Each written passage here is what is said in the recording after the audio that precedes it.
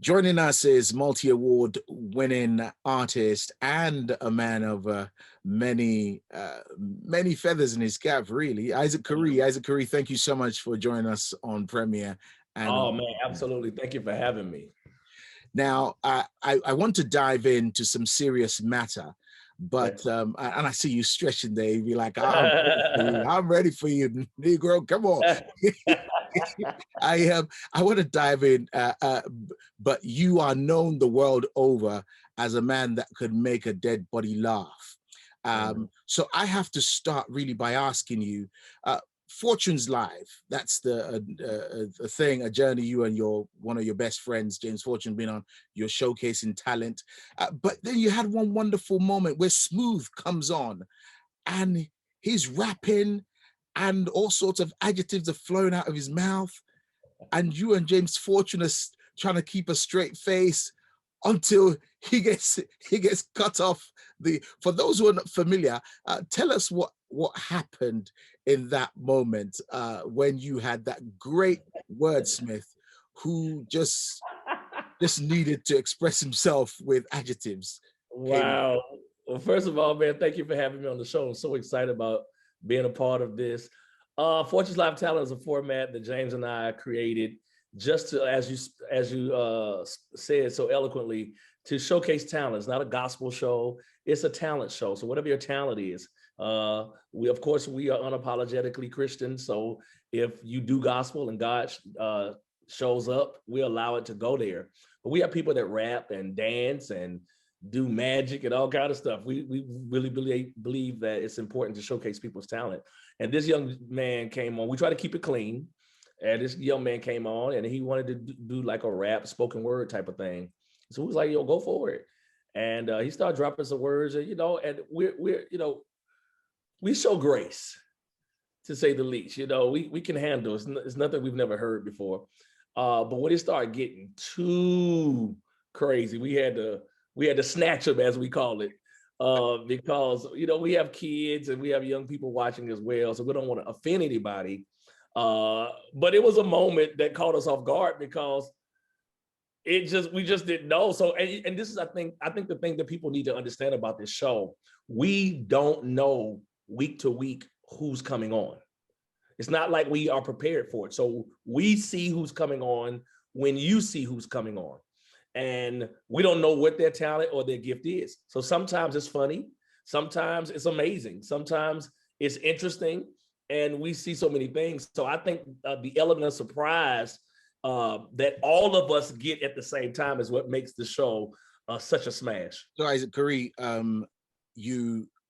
the one chance that Smooth had for breakthrough, as provided by God, you and James Fortune denied him it.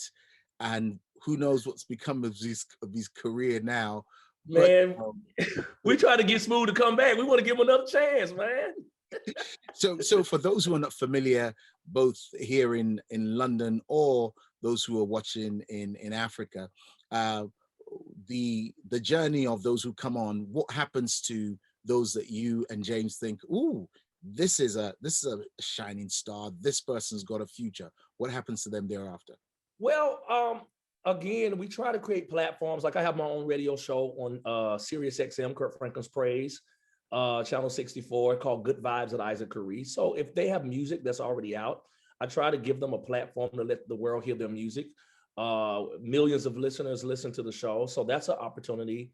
And we've even tried to walk some people in to labels and different things like that. But what we're surprisingly finding out is that a lot of this amazing young talent that we come across has already been snatched up and signed. And I don't know if that's a good thing or a bad thing, because sometimes, and I think that's why education is power. Sometimes when you have a gift, the first thing you do is go out and sign a deal. Right. And you have no idea what you're getting involved with. You don't understand words like perpetuity and publishing and all the things that we try to educate people on. So when we've tried to snatch some people up to walk them indoors, they have management or deals they've already signed that kind of forfeit them getting to that next level. But we try to help wherever we can. And that's just our journey. Okay, and I'll ask you more about that, because I know that's part of what your passion is beyond music with your Six Door Entertainment Company to Door educate. six. Door Six, forgive me, Yes, sir. Door Six, No problem. uh, Door six. renaming the man's company. Uh, uh, but we're here primarily to talk about your album, No Risk, No Reward. Mhm. Now, for some people, it's a world that's interwebbed. You know, people may have seen stuff online, especially the big song "Her" Yeah. and the song "Legend" and others.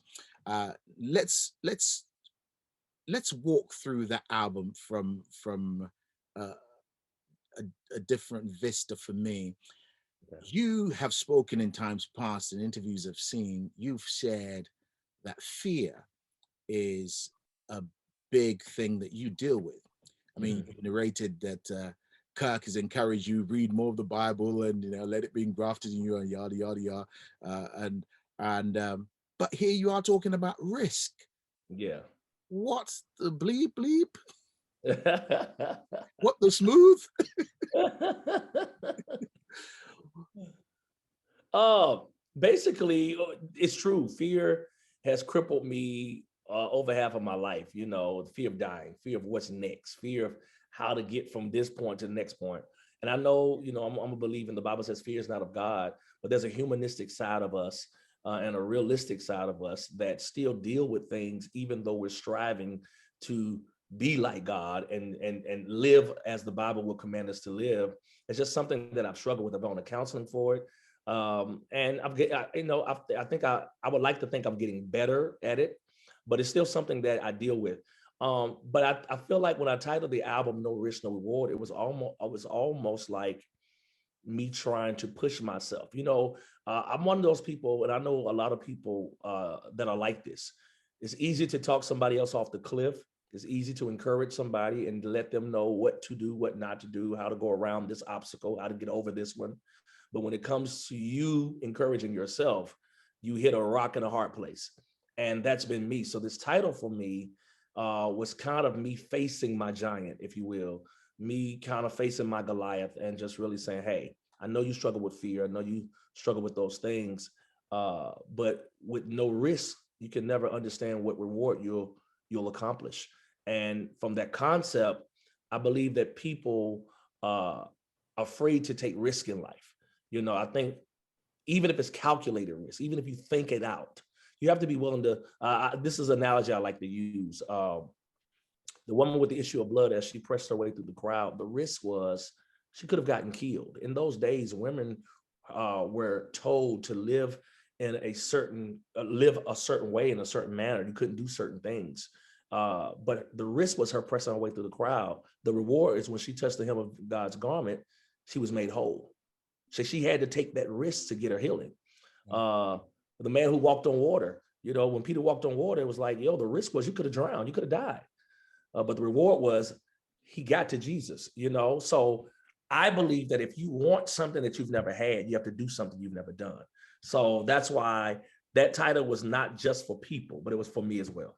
So now, I mean, you've been in music over 30 years. Mhm. And so making albums for you, second nature. Singing for you is second nature. What was it in this album that you did that you had never done before?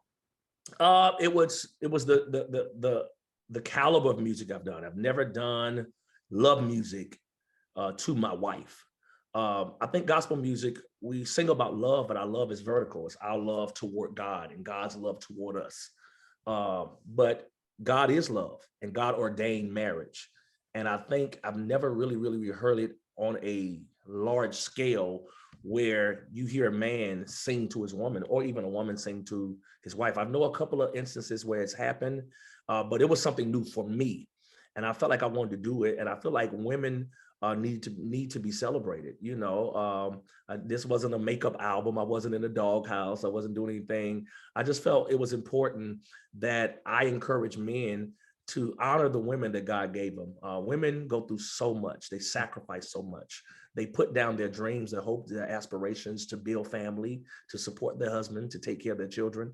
And I think sometimes it's okay to champion and celebrate women. And my wife is that one. So I just wanted to do an album. So that was one of the major risks I took, because I didn't know how people would receive it. But no risk, no reward. It became the anthem for many people to serenade their wives. And but I wondered though, as I watched the video for her, the narrative in the video, and there's a part where the young lady in the video has a miscarriage. Were those experiences that you and your wife had been through? Yeah, well, first of all, the young lady in the video was my wife. So that was my wife in the video. And that was our story. You know, we had just had a miscarriage maybe 3 weeks before that video shoot. Wow. We were pregnant. And when God gave me the vision for the treatment, I had to ask her, you know, are you okay with sharing this? I think it'll be a blessing to women to keep going. And she said, let's do it. So that was my wife in the video. And we just told our story. And she did, that was her first time ever doing a video. And she did an amazing job. And I think that what comes from the heart reaches the heart. So it was easy for her to reenact something that was just so real to us and that we were still dealing with in that moment. So I mentioned that for over 30 years, you've been on this journey. So what we get in this album is years of experience, both as a musical technician, but also a man handling the word. But you started with John P. Key at the age of 16 or 17. But you talk about a moment in your, actually, before we go to those moments when you're on the road, what are your memories of your years with John P. Key as a teenager? Because at that point, I mean, we see many movements now which are youth focused, and you know, young people are rushing to it, and it's galvanizing young people, and people are saying this is the movement for the millennials, yada yada yada. But you've seen that before, because with John P. Key, it was young people that flocked to your concert. Yes. What do you remember of those years, and what are your thoughts now when you look at the Maverick Cities and some of the other movements? What are some of your honest thoughts that you can share freely, since it's only two of us talking, nobody else is listening? Right. My years and my remembrance of those years were, it was interesting. There were good times, there were bad times, but all in all, it was a learning experience. I was young, I was green, I did not know anything about the music business. All I knew was my mother helped cultivate a gift that God gave me. And because my mother and John were cool and they were very close as friends, my mother trusted John to take me under his wings and kind of show me the ropes. And we had some, I guess like anything in life, you have good moments, you have bad moments, you have trying times. But all in all, I learned what I know today. The foundation of who I am is because of Pastor John P. Key. He was such an instrumental part of my life. And we had some moments, but I think the greatest thing about relationship. Isaac, you say we had some moments, and your eyes rolled up, and the little smile comes up. Yeah, I mean, it's no secret. It was just hard as a young person, you know, just having goals and aspirations and dreams for yourself, but having to, you know, I didn't understand the in totality, the meaning of serving and the meaning of waiting your turn. Right. I was young, I was eager, I wanted what I wanted, when I wanted it, how I wanted it. And he had another way of thinking. So we you know, we bump heads a lot of times. But the blessing in it is, and the blessing in relationship is that 30 plus years later, he's still one of my closest friends. He's still one of my mentors. He's like a father to me. And we've been able to laugh at things that we cried about then. I was able to share what I wanted. And now I can look back. It's almost like a child, a parent raising a child. Mm-hmm. We rebel, we get upset, we have our issues, but when you become older, you have your own children. It's like, yo, my mama tried to tell me this 10 years ago. You It was end up that type with of the same relationship. things that they said to you before. Absolutely. So that's where, when I go back, when my eyes go up, I'm just reminiscing on those moments. But we laugh about those now. So when I look at Maverick City, when I look at all these different young people, I'm excited because I think that they have a greater advantage than we had. You have a world that's open. Social media has changed the trajectory of this world. Marketing is a whole lot easier. It's easier to reach people. And I'm excited to see people paving their own way. Like that excites me. Let me ask you on that point, because this is something I hear a lot. Oh, we all have a platform now, and it's easy to reach people. But you know, Mark Zuckerberg is not letting. I mean, you put a post up, you know, Mark might let 5 people see it, but you put some money in it, everybody sees it. So you still need the money to grease social media, like you needed money in the early days of John P. Key to get on radio, to get on billboards. Absolutely, absolutely. But it's still easier because I can put up a post today about something and 100,000 people can see it. I can boost it, 1 million people can see it. It's still an advantage. However you look at it, it's still an advantage because back then we dealt with word of mouth.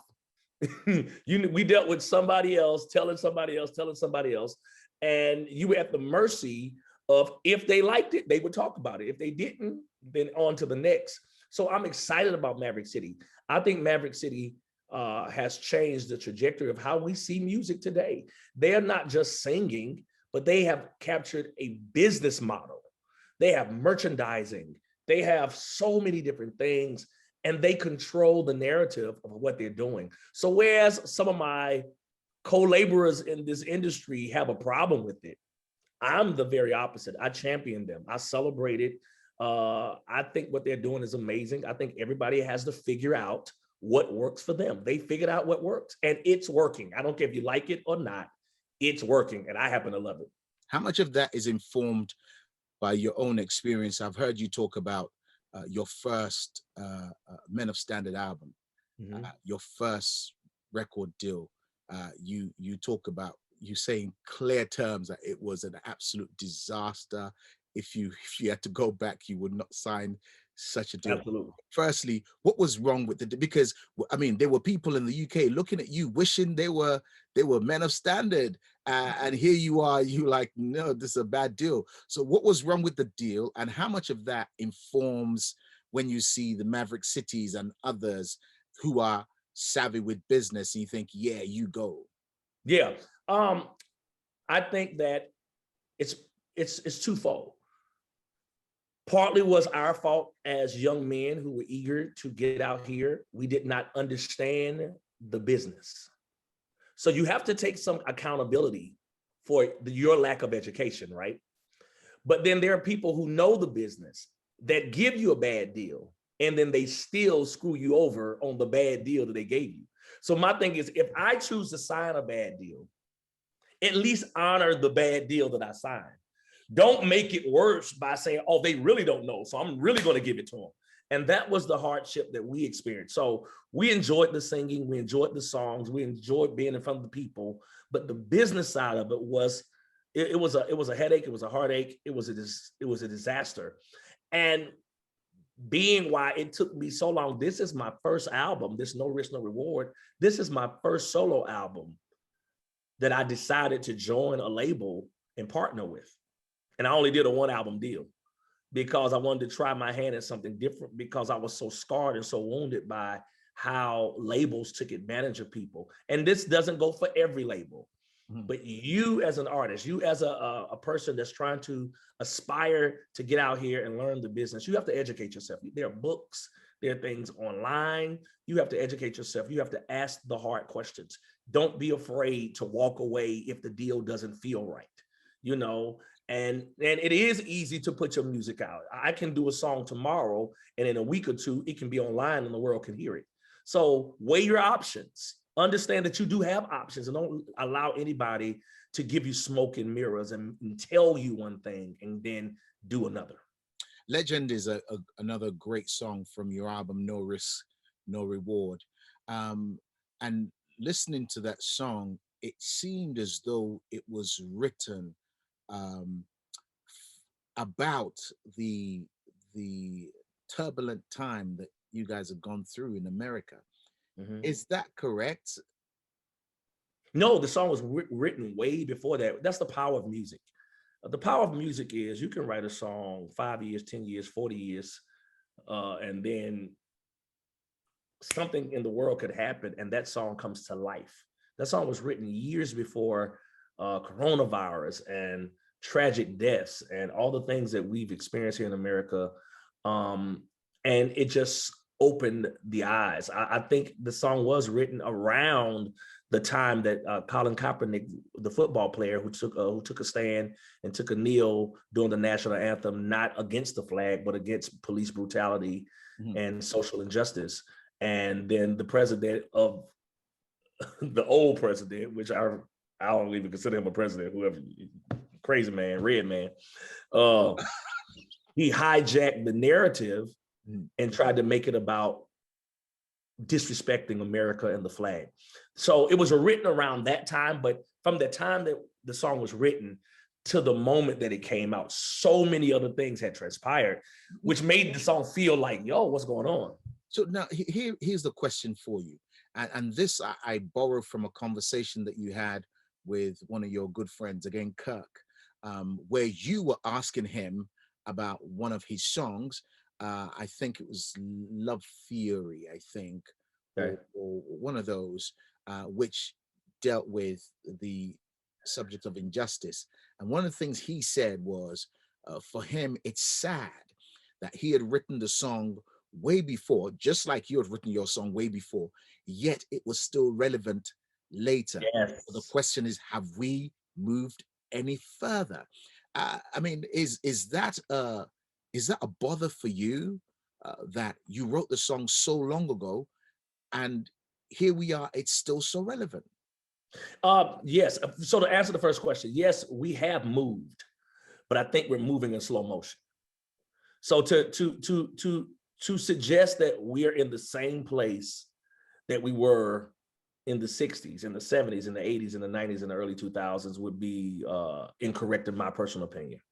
But I believe that everything is in slow motion. So music is being written and it feels like the music is catching up. The music is moving in fast time and the world and change is moving in slow time.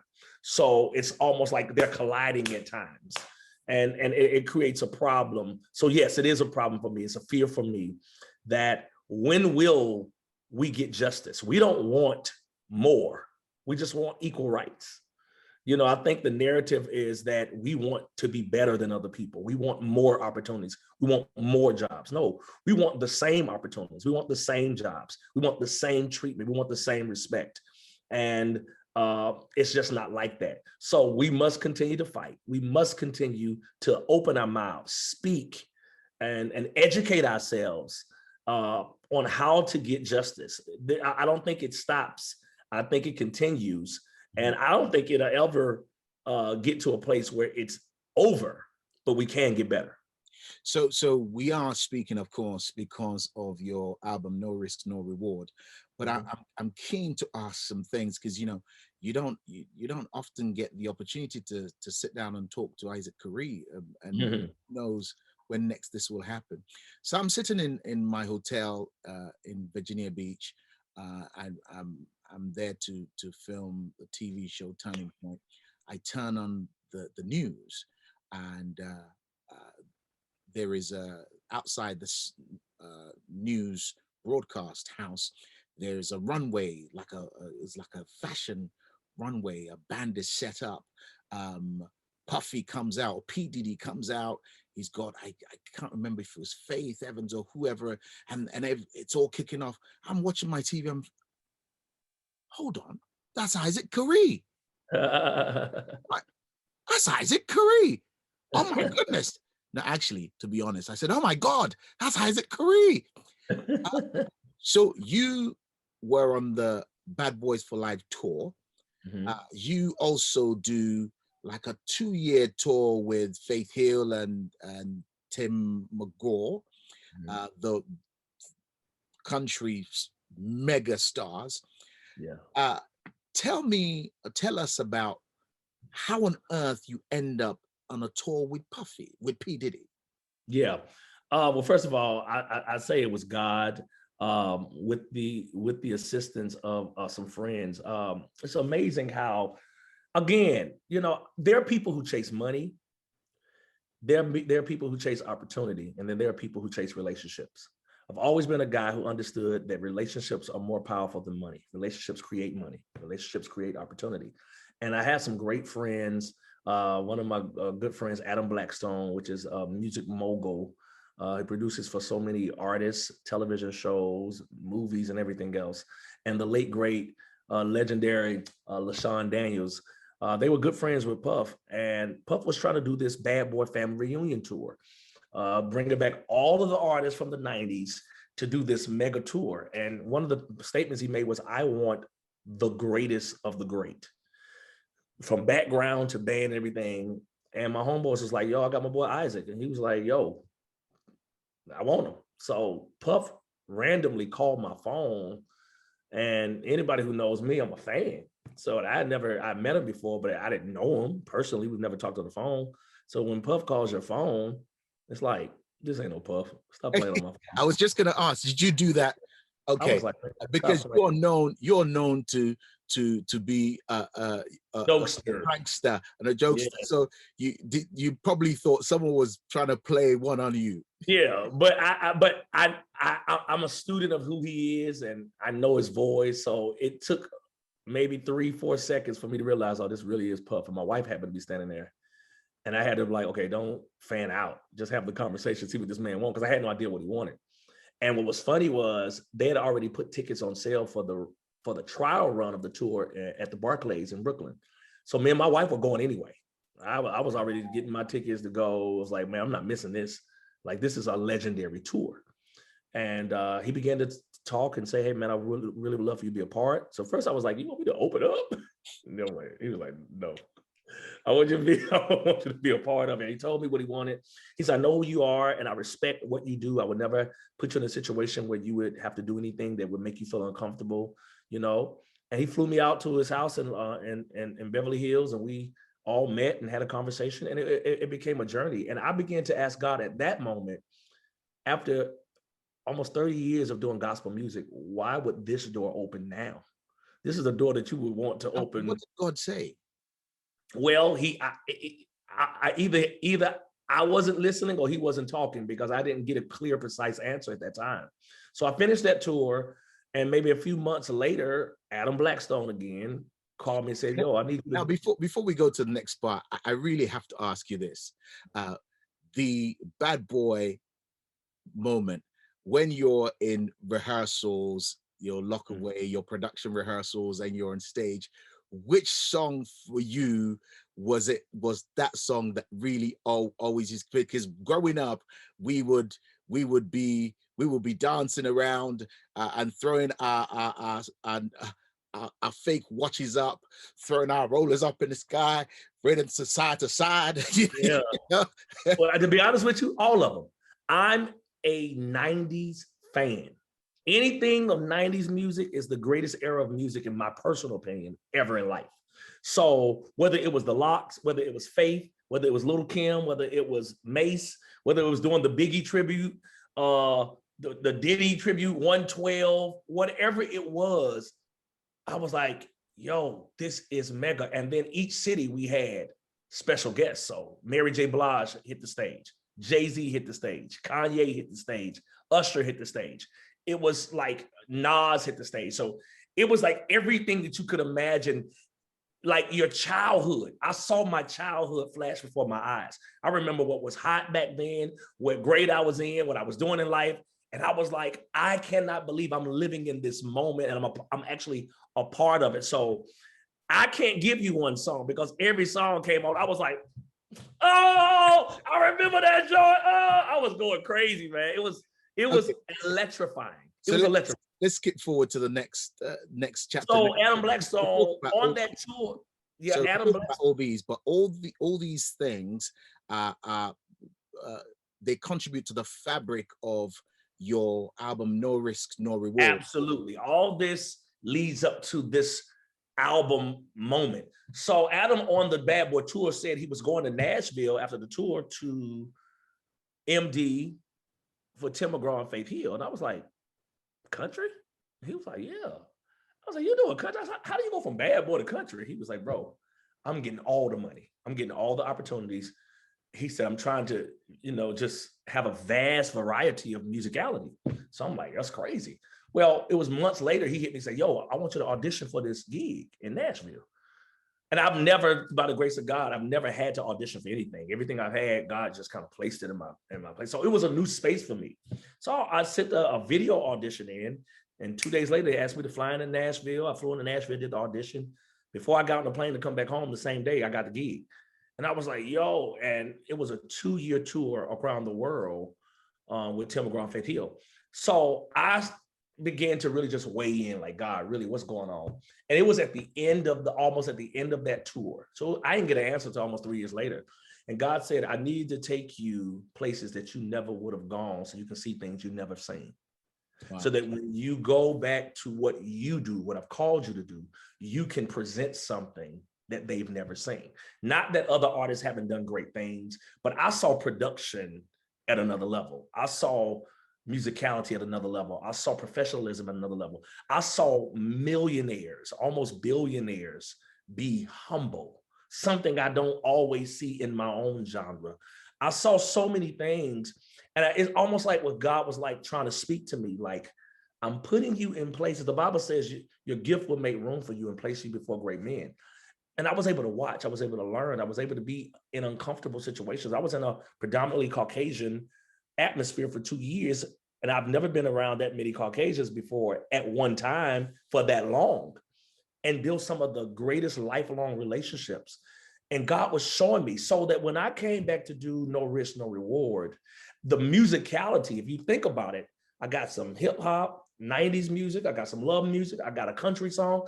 I wanted the music to reflect the journey, because you have to remember, I hadn't had an album out for 7 years prior to me dropping No Risk, No Reward. So I wanted the music to reflect the journey I've been on. And I believe that when people can follow a journey, it ingratiates them in the culture and the fabric of your life and what you've gone through. And it allows them to feel it a little more. It allows them to understand this is where his mind was, this is where his heart was in this moment. So it was a myriad of emotions and musicality and different things, but that's where it came from.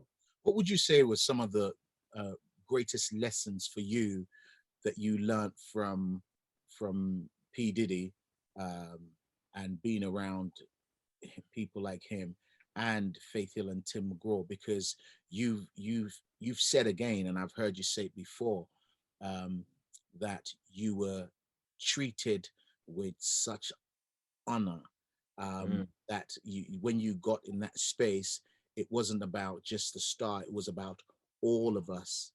So I wonder for you, if you were talking to the church, if you were talking to gospel ministers or pastors, and you had the opportunity to drive a message home that from a space that we call the devil's garden, really. That's what they call it, which I totally disagree, because I've seen so much more sin in church than I've ever seen on that tour. But that's a whole other conversation for another time. I just think that hypocrisy and judgmentalness would birth out of the church, because I saw more church people at the Bad Boy tour than I see at gospel concerts. So you've got to tell us this. How many calls a city would you get? Hey, Isaac, get me in. Get me some. Oh yeah, so many. I mean, I can't even count, but I mean, it wasn't happening, because it's like, for friends that I have covenant relationship with and I do life with, of course. But there were people calling me I ain't talked to in 10, 15 years trying to get in. I was like, we don't even rock like that. Like, we cool. We I know you, but where my number from? yeah, it's like I don't even do that. I don't call people. If I ain't talk to nobody, I'm not gonna call just because I want an opportunity to get in some, But Anyhow, one of the great so lessons I learned from the lesson, one of the lessons I learned from Puff was he's relentless when it comes to perfection. He does not give you anything. He gives you his best. And I see a lot of times, and I don't want to just limit this to gospel, I just limit this to people in general. When you're gifted and you're talented, sometimes we allow our gift to be enough. And your gift is never enough. There's always a level that you can push to be great. Kirk told me this a long time ago. He says the difference between good and great. Good is what you do when you can just roll out the bed, sing a song. Oh, that's good. But great is how you manufacture, how you nurture the gift that God gave you to go to that next level. And Puffy was great. He was great. He did his passion, his compassion. He did not, and I'd never seen that before on that level. Never seen it before on that level where we're going to, no, I would rehearse for gospel tours when we're going on tour. But if we're just preparing for concerts to go to different cities as we do on the weekends, there were never rehearsals. You would just go and do what you do. The only artists I can remember that rehearsed religiously was Ty Tribbett and GA at that time. They would rehearse every single solitary week. That's why when you would go see a Ty Tribbett concert, you might see him in Chicago tonight and see him in Los Angeles tomorrow. It's two different shows because they actually rehearsed. And it was something that I've always longed to do, never would do it in gospel. So that's what I learned from Puff, is perfectionist. Tim McGraw, I saw a level of humility that I've never seen in my life. Him and his wife, Faith Hill. I would see them walk into a room. Hold on. Before you went on tour, you had been in church most of your life. All of my life. So you're now on tour with a country band, and you say you see a level of humility you've never seen in your life. Yes. And that doesn't mean I haven't never seen humility. I had never seen it on this level. This is what I say when I say this. Money only magnifies who you are. If you're a great person and you broke, when you get money, you'll be a great rich person.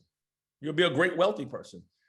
If you're a butthole and when you're broke, you're going to be a rich butthole. It magnifies who the core of you is. And I've seen people change with success, with the #1 song, with the #1 album. They get hardy, they get different. And I'm not the type of person that looks for people to change. I think everybody changes with success. You may change the way where you live. You may change how you dress. You may change what you drive. Change is necessary, but it should not change the core of who you are. If God allows me to win 20 Grammys and come into $1 billion, I should still be able to get online and make people laugh. I should still be able to give people the same personality that I've given them for the last 30 years when I was working hard, just trying to get and take care of my family. When I change, it's like, he's not even the same person. And that's what I mean. I've seen that in my lifetime.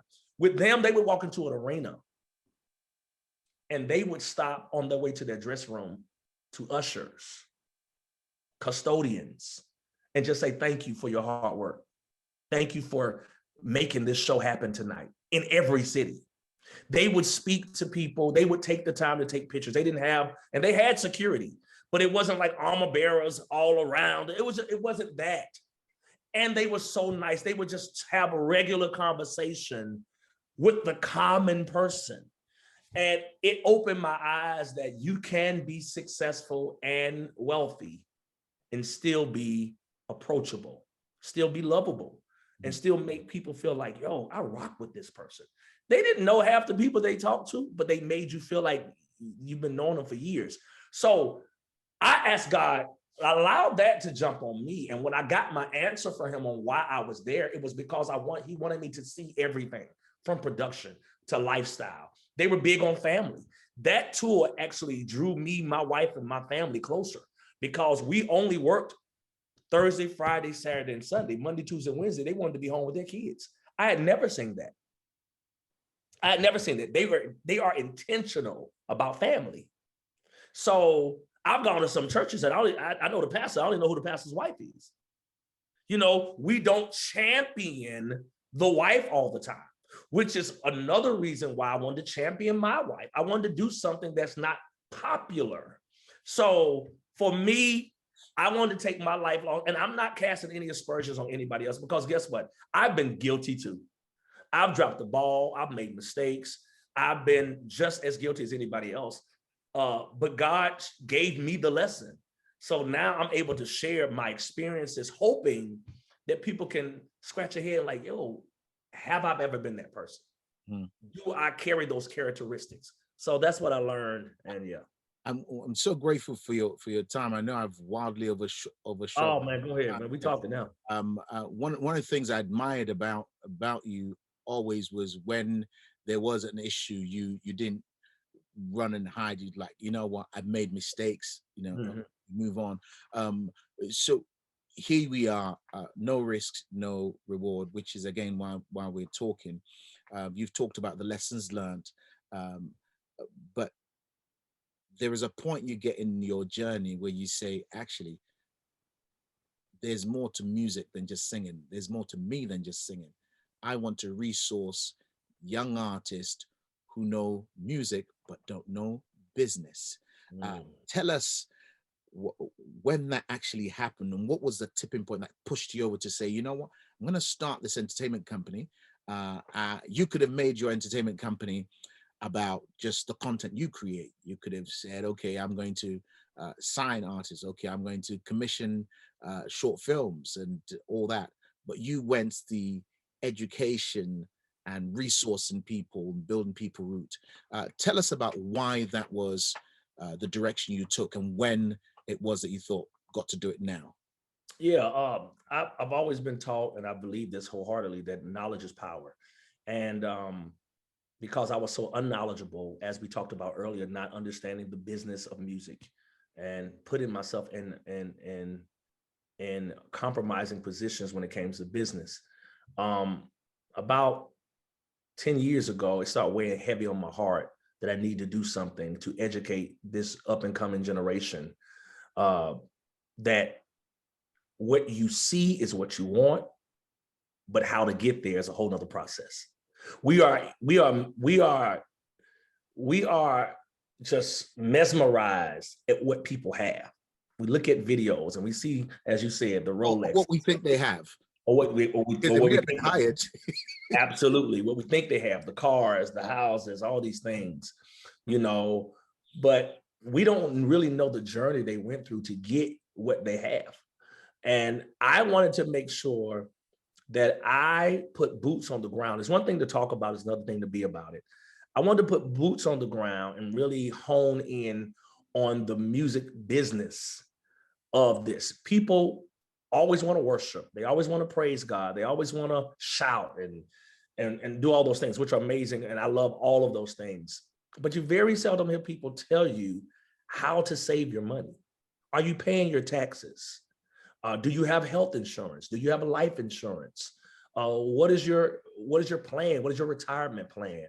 You know, I've seen far too many gospel artists die in the last 20 years, and we have to do GoFundMe pages to bury them. And they've written some of the anthems of gospel music because it was money mismanagement, whether people stole from them or whether they just mismanaged their money. It's way too many gospel artists that are 70, 80 years old, not singing because they still want to. They're singing because they still have to, because they have to live. And I'm like, God, I don't want that. I don't want that for my community. I want them to understand that there's a better way. And nobody's stepping up to the plate to teach. We do conferences, we do all these things, but it feels like I got to pay all this money and I leave with a shout and I leave with a word, but I don't leave with any information. So I created this platform called The Plug. And The Plug is just it's a business forum that educated people about business. I did my conference in 2018. I was going to do it in 2020, but of course, due to the pandemic, I had to put it off, looking to do it in 2022. But I wanted to educate people to understand, hey, what's the importance? Do you really want to sign a record deal? Or do you want to go independent? There's pros and cons to both. You know, let's teach you about that. I had my tax lady there. I had my attorney there to really comb through the things that we may not take time. And it was a blessing to the people that came. But I'm going to tell you one thing I did notice. People run from information. Wow. They do. It's like they want what they want. 20, 30 years ago, I had an opportunity to go to something like this, I would have run to it just so I could know. And this generation is just a little different.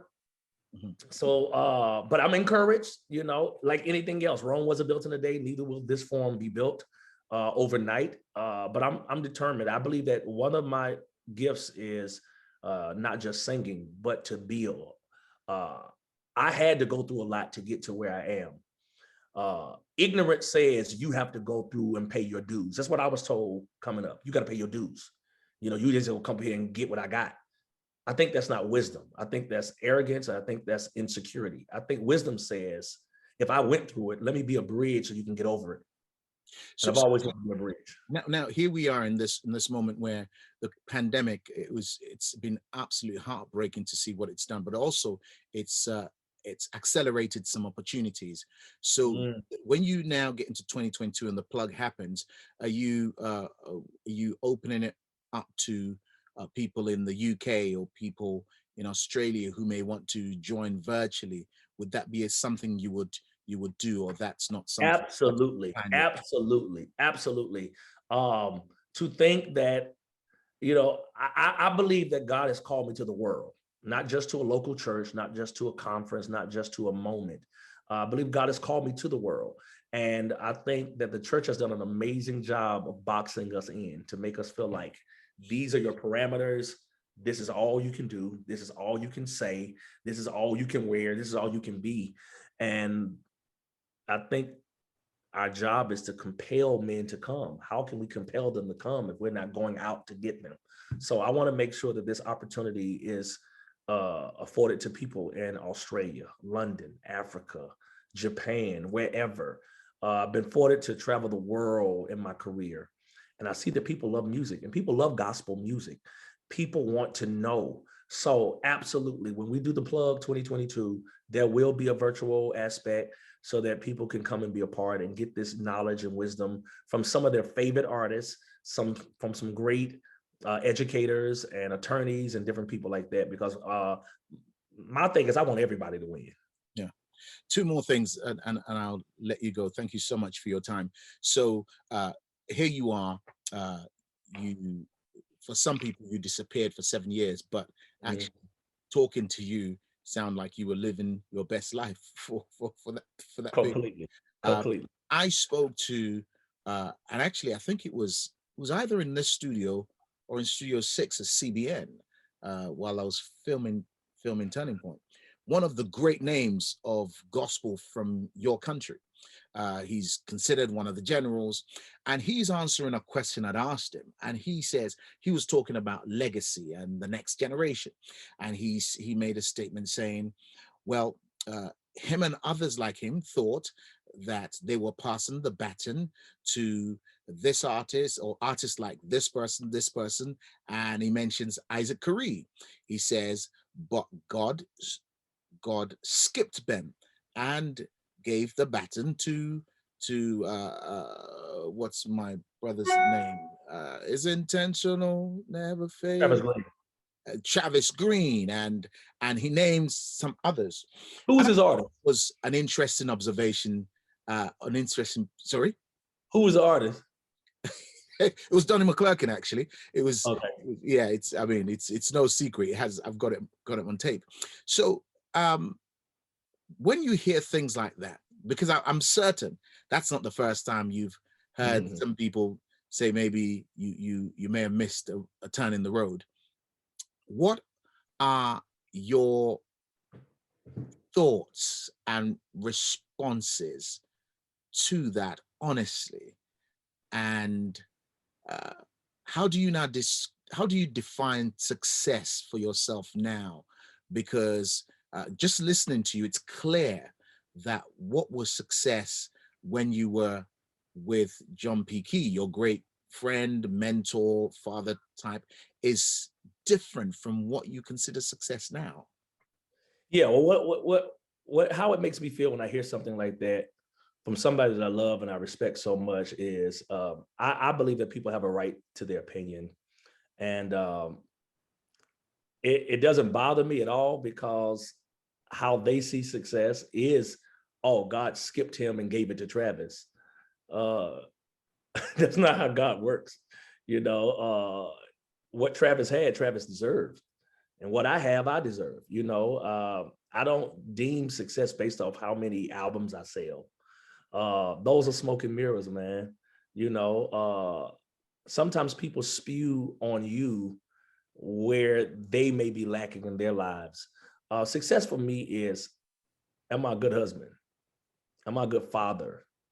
Have I serviced my community, and have I serviced the world? I'm a person that when I die, hopefully when I'm 3,000 years old, but when I die empty. When you're 3,000 years old and you die, would you still be in the gym pumping and playing basketball? Well, I'm not playing ball anymore, but I still try to keep myself in shape. But I want to die empty. I want every gift and idea and dream and ambition and goal to be out of me. I think the grave is full of people that were full. They didn't get everything out, whether it was fear, whether it was not having the resources, or the excuses that were driven into their minds that they believed. I respect Pastor Donnie. He's a character. We've toured together. He's funny. He's very outspoken, and he doesn't bite his tongue. And one thing I love about him, he would have said that if I was sitting there, and I would have said exactly, my response would have been the same had I been sitting there. But I champion people like Travis and Jonathan McReynolds. I'm not in competition. I think there's enough for everybody, you know. So I'm doing what God called me to do. And if people gravitate to it, praise God. If they don't, there's a community of people that will. I think this is the biggest misconception. Gospel people target, let me be generous, maybe 300,000 people. In America? In America. There's 7 billion people in the world. So when you look at the grand scope of things, we're not even touching the surface, man. So how can God skip over me and give it to somebody else just because in this particular sector, in this particular part of the world, they're winning? As if I can't touch somebody in London. I can't touch somebody in Africa. I can't touch somebody in Sweden or Paris. It's perspective. And perspective is relative, you know? So I'm encouraged. I use that as drive, motivation. And it doesn't bother me at all. It just helps me recalibrate and reposture myself. People always have an opinion about what you do. I'm glad that God gave me vision on what I'm called to do and not to service what people want me to do. So what do you consider success now, and how has that changed, would you say, from the Isaac Carree who at the point all you wanted was to get your gospel record out, to do the church tour, to be on the Stellar Awards, you know, those things. How has success changed in your mind and in your life? Yeah, success for me has changed from this perspective. Am I a good husband at home when nobody's watching? You know, through my failures, through my mistakes, is my wife happy? Does my child know me? Am I effective in her life as she's you know, in her teenage years? Am I present? Not just here, not just providing, not just paying the bills, but am I providing? Am I walking her through and navigating her through life? Are the people that I revere, respect, my pastor, my close friends, or my siblings, are they happy with the journey that God has placed me on? You know, and then am I servicing the community? As I said, am I blessing the people that God have directly connected me to? That's success for me. You know, am I healthy? Am I whole? Am I mentally stable?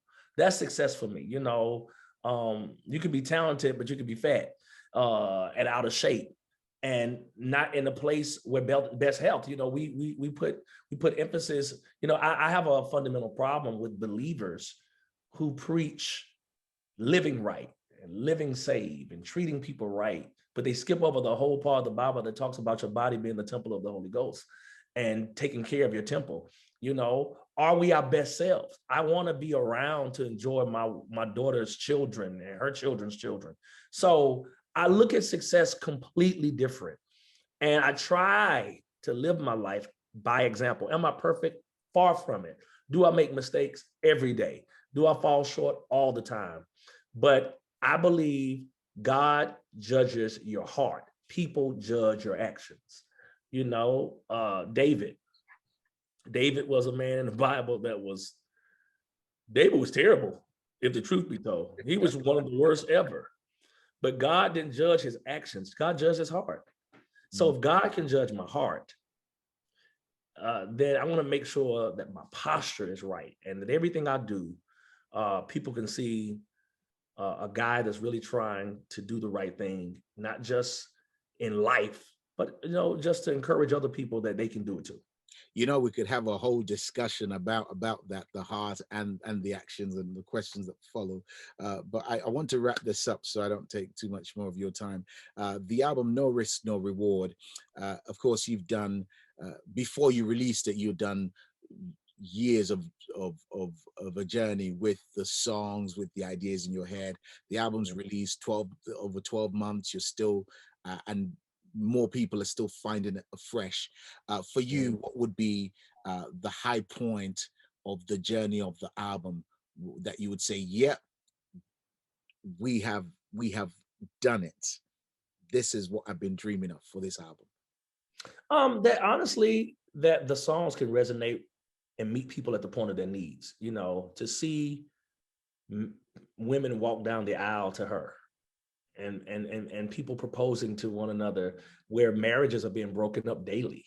People are walking away from relationships and marriages every day, but these songs are helping people find love again and giving their relationships hope and saving marriages.